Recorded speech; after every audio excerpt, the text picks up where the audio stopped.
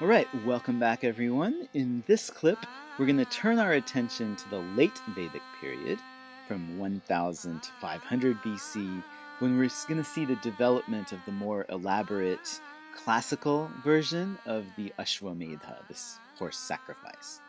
The Ashvamedha is regarded as the most extreme and elaborate form of what's known as the Shrauta, or the public Vedic ritual. And several different Brahmana texts, as well as Shrauta Sutra texts, describe exactly how you're supposed to do one of these horse sacrifices. Basically, we can think of the horse sacrifices breaking down into three kinds of ritual procedures.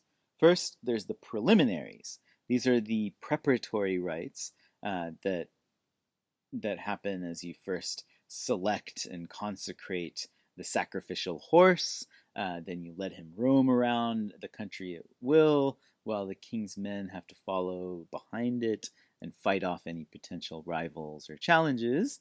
Meanwhile, the king and his Vedic priests have to do all kinds of different daily rituals, all while in a consecrated state back in the capital during that whole year. All of those are described in these preliminaries.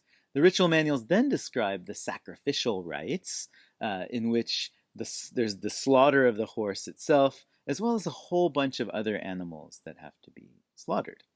Then there's a lot of soma pressings that take place, and many other kinds of like side rituals that get stuck onto the Ashvamedha. Then they also describe the fertility rites that the queens have to do during the killing of the horse. The texts also give us instructions for doing a third kind of ritual procedures, which we won't get to talk too much about in these segments, but they're interesting in their own right. These are what are called atonements, or expiatory rituals. They're things you have to do if something goes wrong while you're doing the ritual, to make things right again and to make it so that you can keep going and finish the ritual. So let's say the horse get killed while during that year that it's roaming around. Well, there's an atonement for that, which you can do and then substitute a new consecrated horse and kind of keep going. Let's say the horse gets lost. Right? The texts will give you different rituals that you can do to find your horse. Right? Or actually, you can use it to find anything you've lost. Maybe you can try it sometimes. Might help you find your keys or your phone or whatever. Anyway, as far as why you would sacrifice your horse, the classical texts kind of give you three different reasons why it's done. One, it's when an emperor wants to consolidate his sovereign power over his rivals and give his power a ritual foundation. Two, it's to greatly enhance the fertility of the queens and also the whole kingdom as well. And three, it's when a king wants to be absolved of capital level sins that he might have committed, like the murder of a Brahmin, which is thought to be the worst of all sins. Okay, so let's now look at some of these procedures of the classical Ashvamedha so you can get a sense of its complexity, and maybe we can also get a sense of some of the magical thought behind it, right? The bandhus that were at play in the horse sacrifice. So after all the preliminaries are over, the main sacrifice begins. First, you got to feed the priests. They get fed rice and they get paid in gold. Then we find an interesting sacrifice of a four-eyed dog, and here's how it's described. They lead the dog to a pool located to the south of the sacrificial ground. When the dog can no longer touch the bottom in the water, the officiating priest hands over the four-eyed dog, saying, Varuna assails the one who would kill the horse. Now, a four-eyed dog here means that it actually has two black spots on its head to make it look like it has four eyes. It's not got some crazy deformity or anything like that.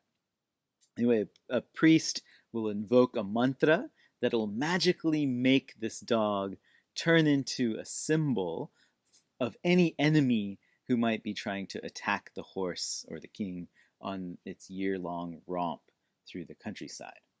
Now let's see what happens next. I gotta tell you though, it's not looking good for our dog. The son of a whore kills the four-eyed dog while saying the formula, off with the mortal, off with the dog. Truly the dog is evil, one's fraternal enemy. Thus he slays his evil, his fraternal enemy. The club used for the killing is made of sidraka wood. Thus the priest accomplishes sadhayati, every ritual for the sacrificer. So what's going on here? Well, for one, we've got a kind of unclean situation. Dogs are considered polluted in ancient Indian culture. So are prostitutes' sons, one would say. The whole thing is happening in the south, the southern direction from the arena where all the bad omens lie. Remember, the southern fire keeps them away. Also, the sentences magically are creating a bandhu connection between the dog and papa, which is evil or sin.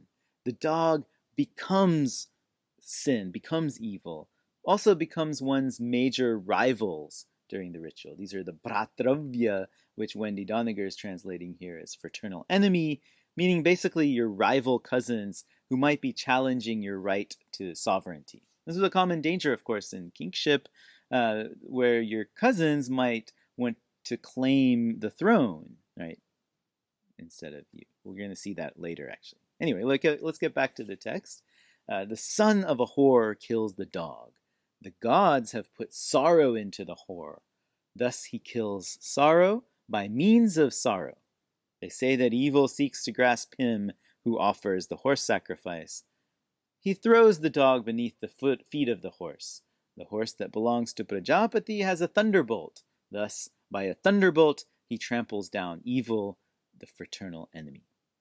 Again, there's a ton of these magical bandhu connections going on in these sentences that are asking us to think in a different way than maybe we're used to today in our modern world. For example, the text mentions a belief that if you try to do the horse sacrifice, there's going to be papa, this evil or sin, that's going to come looking for you. So the ritual magically makes the dog become that papa, that evil. Right? Then they kill this dog / evil, throw it under the horse's feet. The horse then tramples the dog / evil with his hooves, which are these thunderbolts now. The hooves of this war horse become the thunderbolts of the divine horse and destroy the dog / evil. So killing the dog destroys our evil enemies as well as the evil that they represent. Does it all make sense? That's great. Let's keep going. Eventually, after a few other rites, the horse is strangulated and ritually laid down at the altar. Here's its description. When the gods went upwards, they did not know the world of heaven, but the horse knew it. They go upwards with a horse in order to know the worlds of heaven. A cloth, an upper cloth, and gold is what they spread out for the horse, as they do for no other sacrificial animal, and then they quiet him.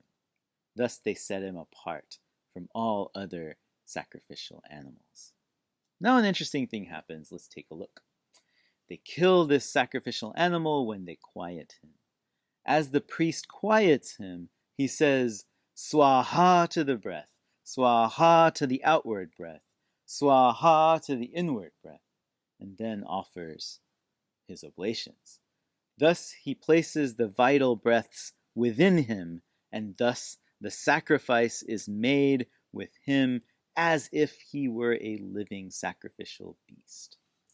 Let's take a moment to kind of step back and see what's going on here.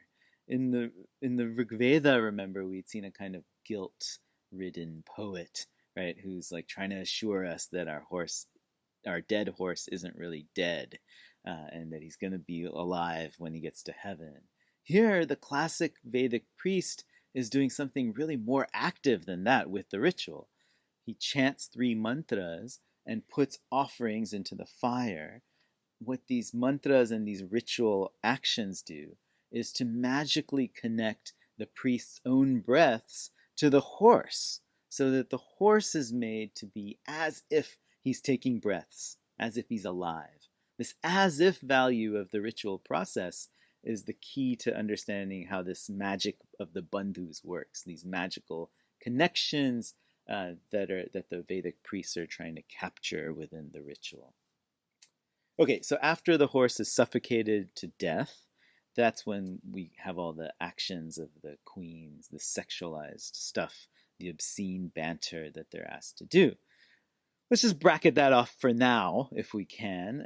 We'll look at it in our next segment. But I'd like to just kind of keep going past it and see what else happens to the horse, where we're going to get even more of these magical bandhu connections that we should try to understand. First, the horse gets connected by his Sanskrit name to Prajapati's eye. You have to kind of know Sanskrit to get this. Prajapati's eye then swelled up, Ashvayat. Then it fell out. From that, the horse, Ashva, was born. So it's basically a pun, right? There's the word resemblance creates an identity between the two. Because of the swelling, the horse is called a horse. By means of the horse sacrifice, the gods put that eye back in place, and whoever sacrifices with the horse makes Prajapati whole, and he himself becomes whole. Indeed, this is the restoration for everything. It's the cure for everything. By means of this, the gods crossed over every evil. By means of this, they even crossed over the evil of killing a Brahman. And whoever sacrifices with the horse sacrifice crosses over every evil, even the killing of a Brahman. So the god's original sacrifice serves as a charter for ours, right? We've seen this with Purusha already. If you remember that. And since they used the horse sacrifice to overcome evil, even the evil of murdering a Brahmin, then the same benefits can come to us mortals that the gods got. Finally, the Vedic Brahmana text here explains why certain rituals are done. Again, all based on a system of these homologies or bandhu connections. It's all really interesting, actually. We could go on forever, but let's skip to the bottom, where we can see how these magical connections provide sort of limitless benefits for the patron. The horse sacrifice is everything. Through it, one obtains everything and keeps everything. Simple. So now that we've seen how there's so much of this kind of magical thought at play in the classic Vedic sacrifice, what I'd like to do now is to take a little breath and come back, take a hard look at that part that we bracketed off, right? The various obscene actions that the wives of the king were expected to do as part of this solemn and prestigious state ritual. It should be an interesting segment, so get ready and I'll see you in a minute.